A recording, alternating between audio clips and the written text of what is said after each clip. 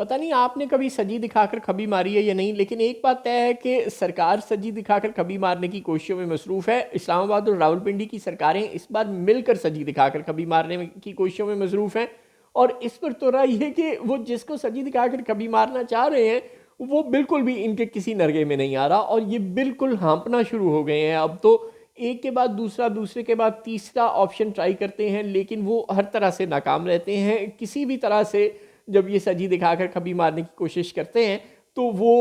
ان کے نرغے میں آنے سے صاف انکار کر دیتا ہے۔ کبھی بشرا بی بی کے ذریعے، کبھی علی امین گنڈا پور کے ذریعے، کبھی بیرسٹر سیف کے ذریعے، اور اب کبھی شیخ رشید کے ذریعے، اور کبھی فواد چودھری کے ذریعے، جس ذریعے سے بھی عمران خان کو ٹھنڈا کرنے کی کوششیں کی جاتی ہیں، یا کسی آئینی ترمیم کے ذریعے عمران خان کو ڈرانے کی کوشش کی جاتی ہے، یا اپنے ترجمانوں کے ذریعے عمران خان کو ڈرانے کی کوشش کی جاتی ہے، یا فیض حمید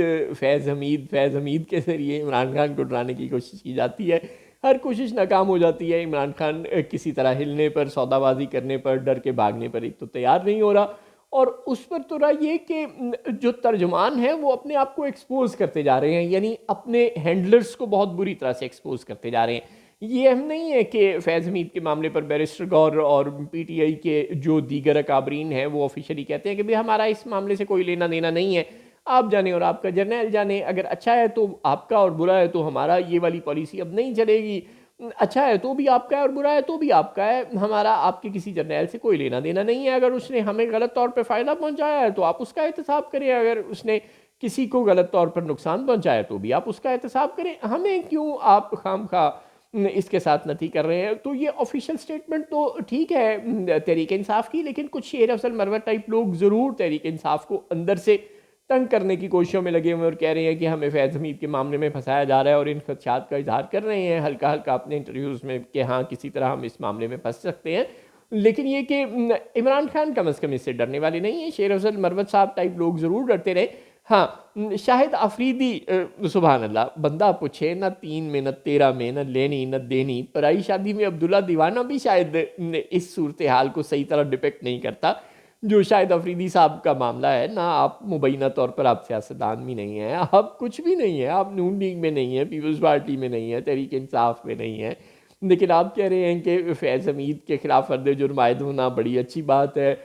اور اس سے فوج کی موجودہ قیادت کا جو خود احتسابی کا بیانیہ ہے اسے تقویت ملے گی۔ یعنی اس شعر میں شاعر یہ کہنا چاہ رہا ہے کہ فوج بہت اچھی ہے تو میں فوج کے پیچھے کھڑا ہوں، تو فوج کو چاہیے کہ مجھے بھی گنے۔ بندہ پوچھے آپ کو کس بات کی جلدی ہے؟ ویسے لگتا ہے کہ جلدی کافی ہے، اور وہ وزیر اعظم بننے کی شدت سے انتظار میں ہے۔ پتہ نہیں اب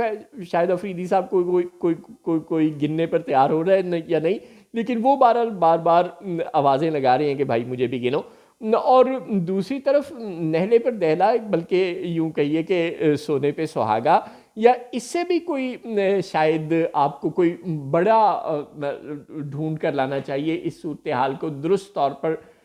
ڈپکٹ کرنے کے لیے۔ جو کوششیں مسلم لیگ نون کی قیادت نے جو امیدیں باندھ رکھی ہیں فیض حمید صاحب کی گرفتاری سے کہ پتہ نہیں اس کے صدقے عمران خان کا کورٹ مارشل ہو جائے گا، خاص طور پہ اپنے فیصل واڈا صاحب جو کہ ترجمان ہیں راولپنڈی کے، وہ تو کہہ رہے ہیں کہ مجھے کوئی حیرانی نہیں ہوگی، کوئی وہ نہیں ہوگا، ضرور ملٹری ٹرائل ہو سکتا ہے عمران خان کا اس معاملے میں۔